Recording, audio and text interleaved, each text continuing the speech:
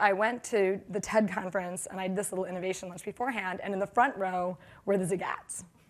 And Tim Zagat is like this huge, boisterous guy, and he like walked up to me afterwards, and he like handed me his business card, and he was like, "Welcome to local." And then 10 days later, what happened was, it turned out my colleague, Krishna Bharat, who started Google News with me and still runs it, was supposed to be on a journalism panel in New York.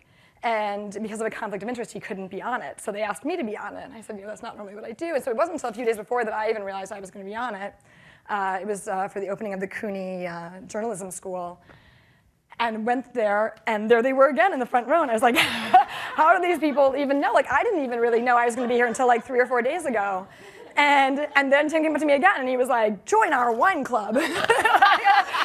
My marketing director in Geo had been working a lot with the Zagats. We did sort of an information trade back in December, and I ran into him in the kitchen, and I said, Bernardo, I think that the Zagats are conference stalking me. I sent Nina an email, and I said, would you like to go to lunch? And so we went to lunch. So I brought my colleague Neeraj Arora with me, who's from the M&A team, but we were very cagey about who Neeraj was during the lunch. And Neeraj was like, okay, because he knows I'm just a bad negotiator. And he was like, look, don't say the acquisition word. Whatever happens, just don't say the acquisition word. And we get in their office, and we sit down, and they close the door.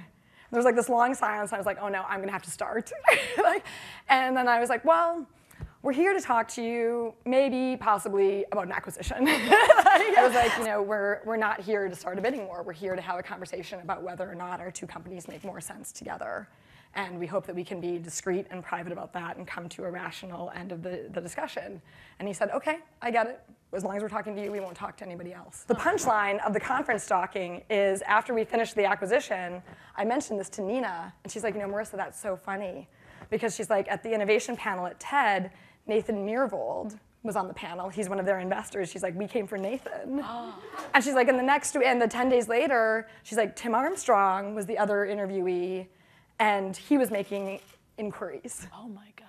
And so, on behalf of AOL, and so it turned out, I had perceived that she was there for me, but it turns out they were both not there for me. So sometimes you have to just show up. But the other thing is, at the end of the acquisition, when I asked her that, we had gone and negotiated with them one Friday, and then flown home.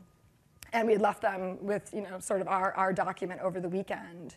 And we could have done the meeting on Monday over the phone or by VC, but I was just like, you know what, we're just going to go back. And so the whole team, we all went back to meet with them in person on Monday, and Nina said, that was our litmus test.